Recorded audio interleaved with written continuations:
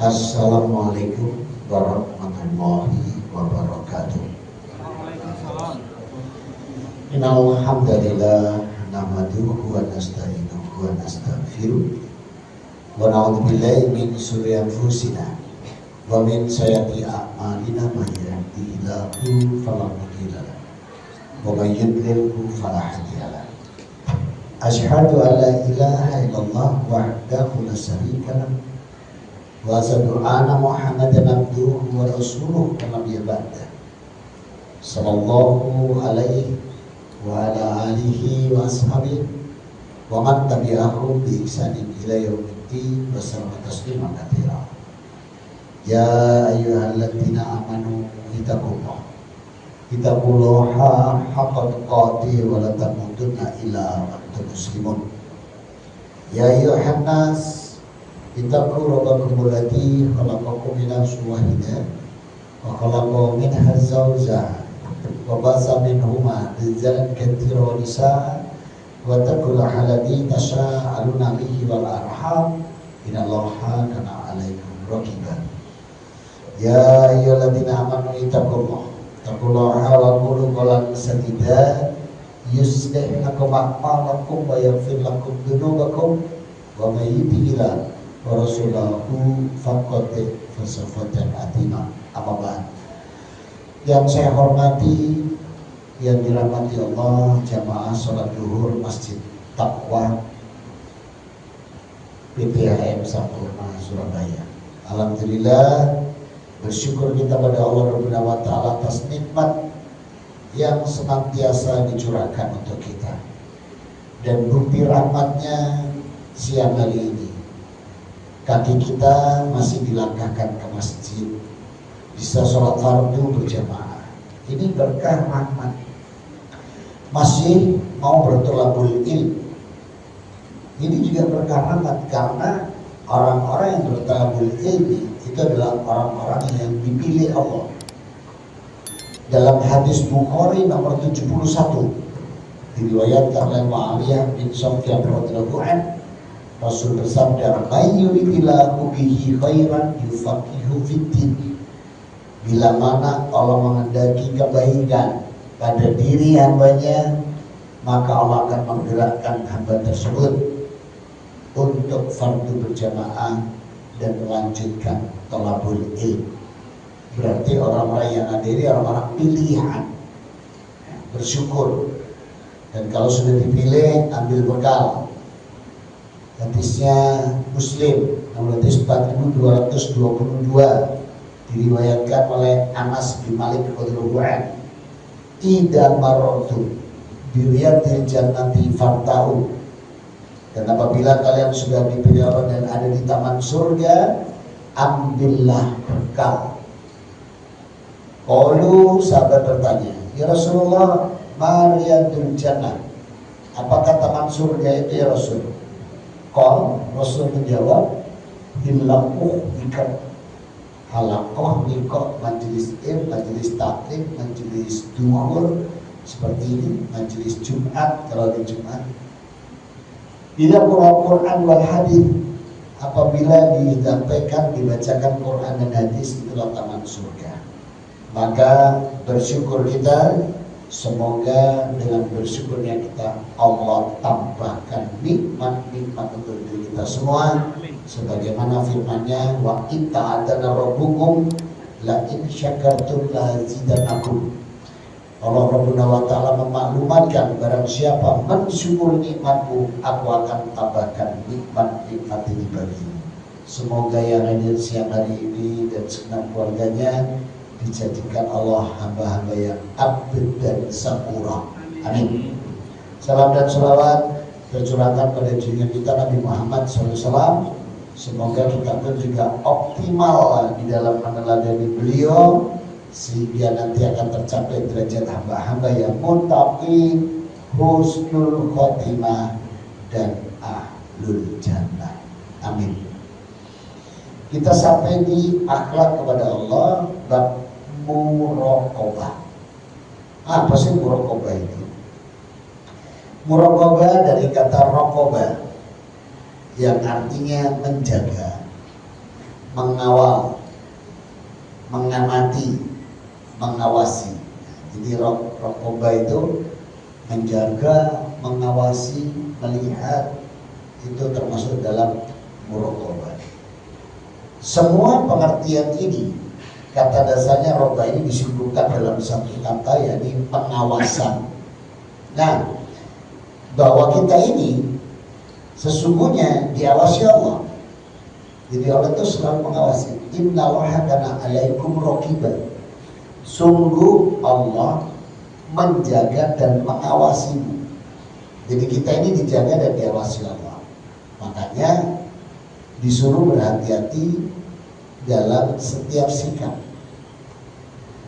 setiap amal perbuatan disuruh hati-hati. Sebab innallaha kana 'alaikum raqiba. Sebab Allah itu mengamati betul. Mengamati betul. Kita diamati dan kita dinilai oleh Allah.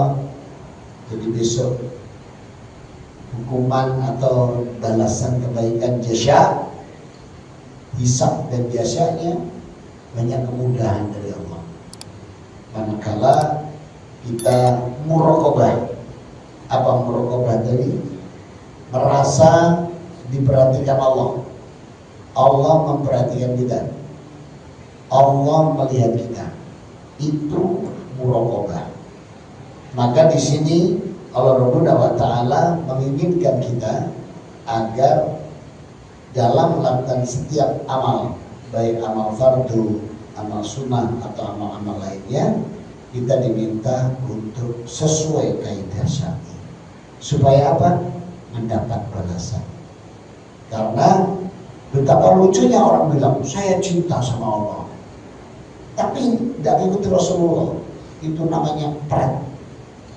Kalau orang cinta sama Nabi, ikuti Rasul. Orang yang mengikuti Rasul berarti cinta pada Allah. Karena ayatnya jelas. Di Ali Imran 31. Fatabi'uni yuhibbukumullah wa yaghfir lakum dzunubakum. Maka siapa yang mengikuti Rasulullah SAW, yuhibbukumullah, niscaya Allah akan mencintainya, wa yaghfir lakum dzunubakum, Allah akan mengampuni dosa dan kesalahan. Dalam surat Al-Maidah, surat Al-An'am, surat ke-6, di ayat ke-59, Rabbuna wa Ta'ala berfirman, wa indahu natihul ghaibi la ya'lamuha ilahu wa la ya'lamu ma fil barri wal bahr wa ma taqutu fi raqatin illa ya'lamuha wala habbatin fi dhulumatil ard wala raqiba wa ala yabisin ila fil kitabi, yang artinya, dan pada sisi Allah kunci-kunci semua yang gaib, tidak ada yang mengetahuinya kecuali Dia sendiri. Dia mengetahui apa yang di daratan, apa yang ada di lautan, dan tiada sehelai daun pun yang gugur melainkan Allah mengetahuinya, dan tidak satupun sebutir biji bisa dalam kegelapan bumi, tidak sesuatu yang basah atau kering, melainkan tertulis dalam kitab yang nyata, disebut Lauh Mahfuz. Berarti di dalam muraqabah, merasa bahwa kita diawasi, mari kita muraqabah. Ya. Dalam beberapa ayat lain dijelaskan pula sebagaimana berikut, seperti An-Nisa surat 4 ayat 1. Innallaha kana 'alaikum raqiba. Sesungguhnya Allah selalu menjaga dan mengawasi kamu. Wa kana Allahu 'ala kulli syai'in wa raqiba. Ada di surat Al-Ahzab surat 33 ayat 20. Dan adalah Allah Maha mengetahui, Maha mengawasi segala sesuatu. Lagi contoh di surat Al-Mu'min ayat 40. Dan 40 ayat Al-Mu'min surat ke-40 ayat 19. Ya'lamu haidan wal aibu wa ma tufi wassadaq. Dia mengetahui pandangan mata yang khianat, apa yang disembunyikannya oleh hati. Nah, jadi muraqabah ini adalah perasaan di mana kita merasa Allah betul-betul mengawasi. Allah betul-betul mengawasi.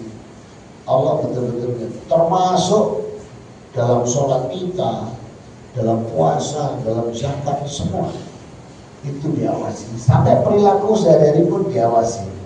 Makanya Rasul mengatakan muraqabah yang paling tinggi apabila seseorang yang beribadah kepada Allah seakan-akan dia melihat Allah, walaupun dia tidak bisa melihatnya, tapi dia yakin bahwa Allah melihatnya. Nah ini. Jadi kalau kita beribadah itu sebaik-baik ibadah, kita yakin bahwa Allah melihat kita. Kita nggak bisa melihat Allah, tapi Allah melihat kita. Orang-orang seperti ini dapat jaminan. Apa jaminannya? Dosa dan kesalahannya diampuni. Kemudian semua urusannya dan kebutuhannya dicukupi Allah. Jadi kalau kita muraqabah, termasuk nanti surganya kita juga dicukupkan sama Allah, masuk surga. Ini Allah letakkan di surat 67 Al-Mulk ayat ke-12. Innalladzina yasna rabbakum bil ghaib lahum maghfiratu wa ajrun kabir. Orang-orang yang apabila mereka beribadah itu mereka seakan-akan melihat Allah, tapi tidak bisa melihat, maka dia yakin Allah yang melihatnya. Jadi kalau kita sudah bisa sampai muraqabah seperti ini, artinya kita tidak bisa melihat Allah, tapi Allah melihat kita nyata. Itu namanya muraqabah. Kalau kita bisa muraqabah, luar biasa. Nanti sholatnya beda, zakatnya beda, infaknya, sedekahnya beda, puasa Ramadannya beda. Kalaupun nanti bisa kesempatan haji umrah, semua akan berbeda. Kenapa? Ada muraqabah. Tapi kalau seseorang sudah tidak punya muraqabah, berani tidak lupa bahwa Allah Maha mengetahui, Allah Maha melihat, dan Allah Maha mengawasi, maka di dalam kita bermuraqabah sampai dikatakan wa ta'budallaha wa kanaka tarahu wa idalam yakun. Sebaik-baik kita itu punya ihsan. Ihsan masuk dari? Masuk. Kita harus punya ihsan. Engkau menyembah Allah seolah-olah engkau melihatnya, sekalipun engkau tidak dapat melihatnya, tapi sungguhnya dia dapat melihat. Ini namanya ihsan. Yakin Allah melihat kita walaupun kita tidak bisa melihat Allah, itu namanya ihsan. Nah, ketika seorang hamba sudah mampu untuk muraqabah, maka dia punya kesadaran mengawasi dirinya sendiri, karena Allah mengawasi dia. Inilah yang disebut muhasabah. Jadi senantiasa bermuhasabah, ngecek seberapa jauh aku sholat tadi, seberapa jauh aku puasa hari ini, baik itu sunnah maupun wajib. Sudahkah infak sedekahku ini? Tiap hari 2.000 aja, di mana-mana 2.000. Kalau ditegur orang istiqomah, itu bukan istiqomah, itu belebes. Infak sedekah itu disesuaikan dengan takarannya. Kalau sempit ya sempit, kalau lapang ya betul lapang lah. Makanya dalam sedekah itu alladzina yanfiquna, dikatakan oleh Allah di dalam surat 25, surat Al-Furqan, Allah yunfiqu lam yafturu wa lam yaqulu. Jadi orang yang infak sedekah itu diajari Allah tidak berlebihan dan juga nggak medit. Wa kana baina dzalika qawama, disesuaikan yang tengah. Jadi kalau misalnya di dompet isinya 1.000, 2.000, 5.000, 10.000, 20, yang mana dimasukkan? 10.000. sewu nggak lebih lebes 1.000, 2.000, 5.000, 10.000, 20.000. Yang mana dimasukkan? 5.000. Nah kalau sekarang 5.000, 10, 20, 50, 100, yang mana dimasukkan? 20 gitu loh. Ada yang gak rongewu dari takonnya mau istiqomah. Itu kan istiqomah belebes. Maka muhasabah adalah kesadaran pengawasan sehingga akan mendorong seorang muslim untuk melakukan perhitungan atau evaluasi. Sebab kalau dia tahu dan dia sadar bahwa Allah melihatnya, maka dia kalau mau melakukan amal dia kalkulasi. Ini Allah ridho dah, Allah melihatnya, Allah tahu dah, kalkulasi. Itu kelebihan umat Islam. Makanya umat Islam itu punya kelebihan yang luar biasa. Disebutkan di surat 38 Shop ayat 46. Inna akhlosnahum bi khalisatin diqaddar. Sesungguhnya karuniakan mereka itu kemurnian, kesucian akhlak. Sebab akhlaknya orang Islam itu berbeda dengan akhlak orang lain.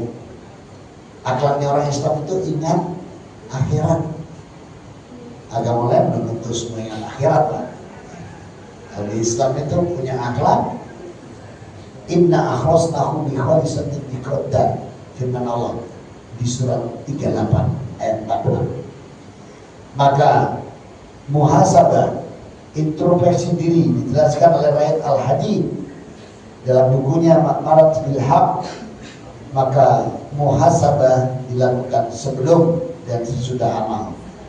Jadi yang terbaik dari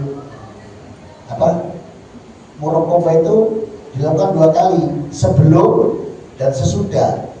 Dikalkulasi sebelum ini, kira-kira ini aku boleh wedus ini karena Allah atau supaya aku kok ya boleh gitu. Ini muhasabah.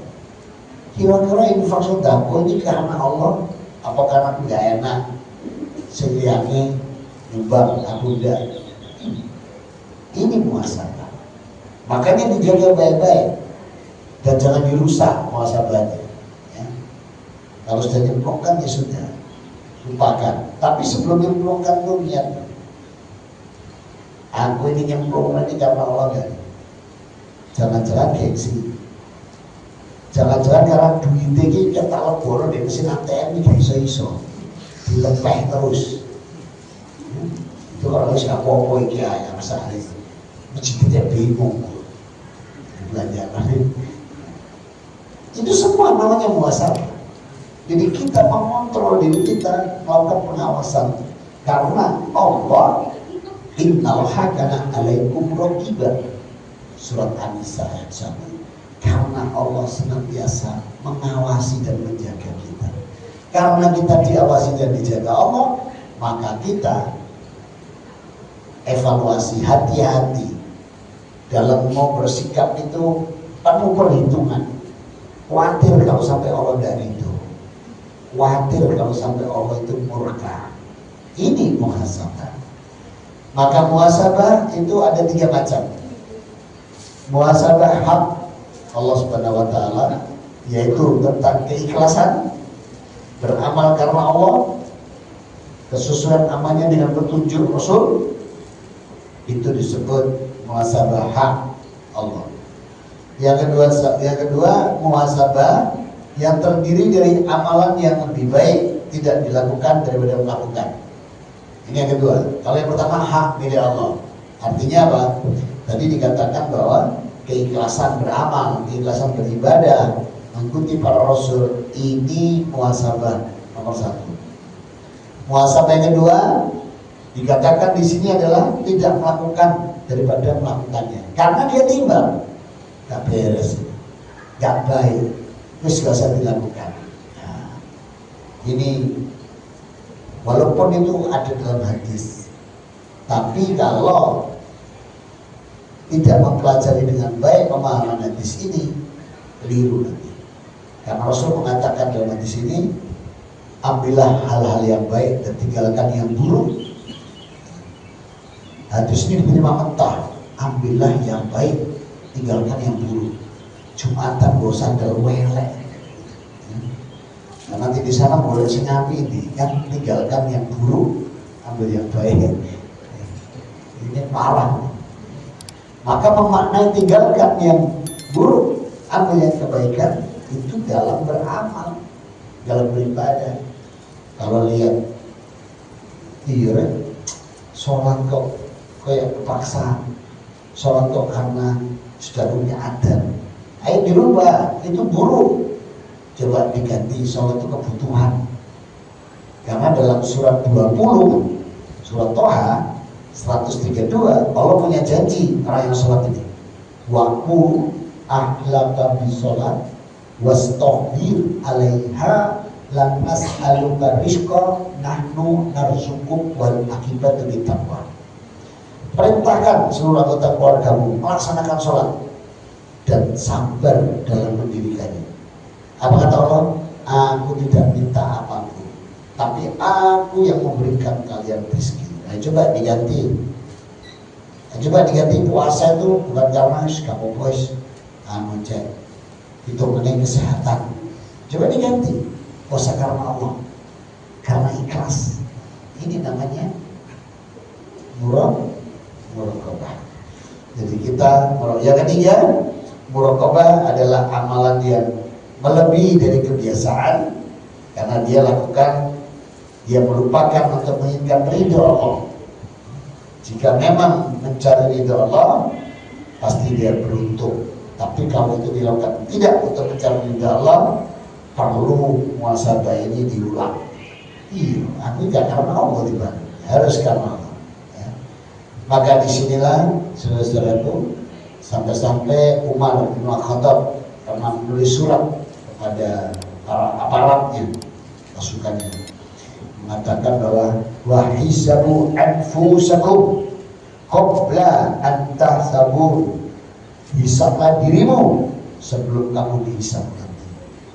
Maka Khalifah Umar senantiasa kalau malam itu muhasabah, dicek perkataanku pada staf tadi benar nggak, menyakiti hati nggak, menyinggung nggak, keputusanku apakah sudah benar-benar adil ya, mendolimi kamu sampai seperti itu.